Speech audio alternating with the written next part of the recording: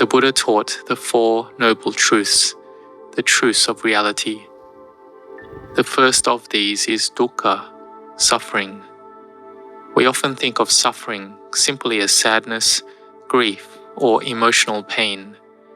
But in truth, dukkha, suffering, is simply this: things not being just right, not aligning with our heart, not matching with our wrong expectations.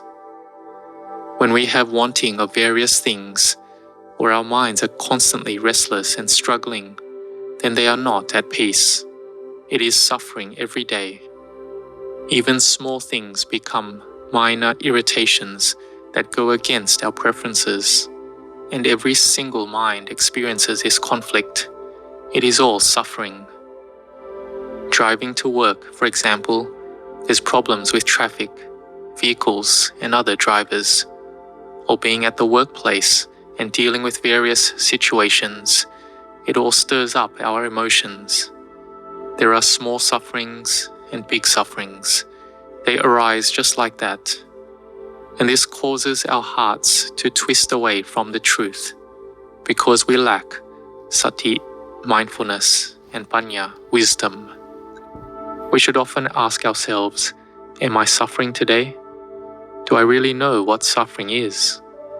Or is it that we don't truly understand suffering because we've been running away from it, avoiding it, and so we've never truly studied it? Therefore, knowing that suffering is bound to arise, we should train ourselves. How do we deal with it? How do we respond to suffering? The Buddha taught sati, mindfulness. This mindfulness is the path we follow. It becomes our protection, keeping the mind from falling into suffering, from being swept away by it, whether it's great or small. You might think of mindfulness like a kind of tool, a protective tool, like an antivirus software that prevents harmful viruses from corrupting important data. We must be aware in time, like we have to recognize early on that the virus has already arisen. That is greed, anger, and delusion. These are the forces that come in and damage the heart. These days we might better understand it if we call them viruses. In the past, they were simply known as greed, anger, and delusion. But now if we add the word virus, it might make the concept clearer. These viruses invade and corrupt our minds, the minds that were calm and peaceful, and it makes them clouded and defiled again and again, continuously.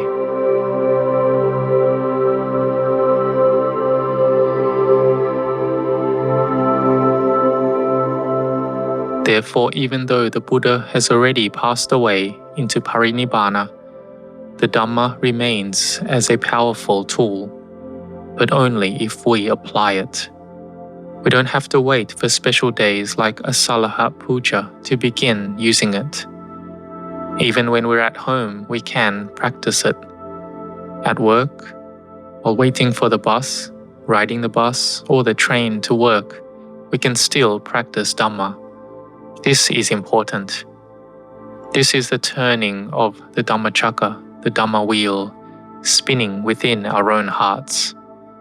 The Buddha set the wheel in motion. He passed it on to Venerable Anya Kodanya, and it has turned from his heart and has been passed down ever since, from heart to heart, all the way to the present day. And every one of us has the ability to continue turning that wheel. But the question is, will we turn it? Or will we surrender to suffering again and again, refusing to rise and face the truth? We must begin to change. And so listening to the Dhamma, becoming aware of the Dhamma, this gradually transforms our mind, little by little, step by step. This is the training of the mind, turning it towards goodness and towards the practice of sila, morality, samadhi, concentration, and panya, wisdom. We do this through the reflection that I will not abandon myself even when I make mistakes. Everyone must have a starting point, a point from which true understanding and realization can begin. Just like learning in school, there's always a place where we begin the journey towards mastery. We must be diligent. We must persevere. If we want to become doctors, we must not stop striving. We hold the firm intention, in this life, I will achieve this. And when we graduate, we can truly become good doctors. There are many doctors in the world, but to be a good doctor, one who has goodwill and compassion, and who upholds moral integrity, that is something higher. Like the great doctor Jiwaka Komarapacha in the Buddha's time. So let us ask ourselves, today marks the anniversary of the Buddha's first turning of the Dhamma wheel. Where then is our own Dhamma wheel turning right now? Has our anger, greed, and delusion turned less? When we compare it to last year, has our effort and diligence improved? These are the things we should reflect and contemplate on. It shouldn't just be about following tradition, coming to join the candle procession, chanting, and then calling it a day. Then only next year will we come back to chant and make merit, and a year passes by like this. Yes, we do gain merit, but it's only a little, just a small amount. But if we study more deeply, if we actually practice more, come to know suffering, develop mindfulness, and contemplate sincerely, then we begin to see and understand. And through that, we can truly transform ourselves far more than we did from last year to this year. That is what really matters. Lighting a candle and offering light in homage, let it be a symbol for reflection. Let it ignite our own hearts. Let it be a moment where mindfulness arises. And may we strive to open and awaken our hearts one day.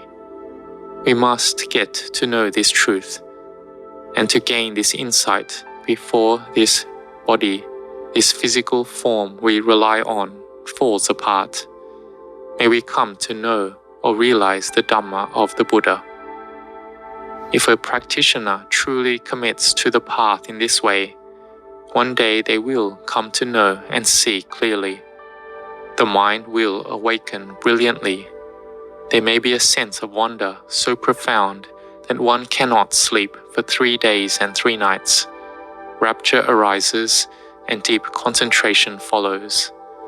One might wonder, what is this?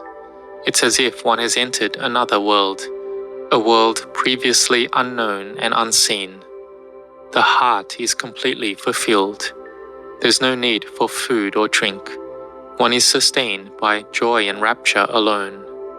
It's like the beings in the Brahma realms who live on rapture as their food. This is what it's like, the joy in the Dhamma, the contentment that fills the heart. So now that we've arrived at this important day, let us all take it as an opportunity to learn and sincerely practice. May all of you be blessed with happiness and progress, both in worldly life and in the Dhamma. May you all grow in blessings.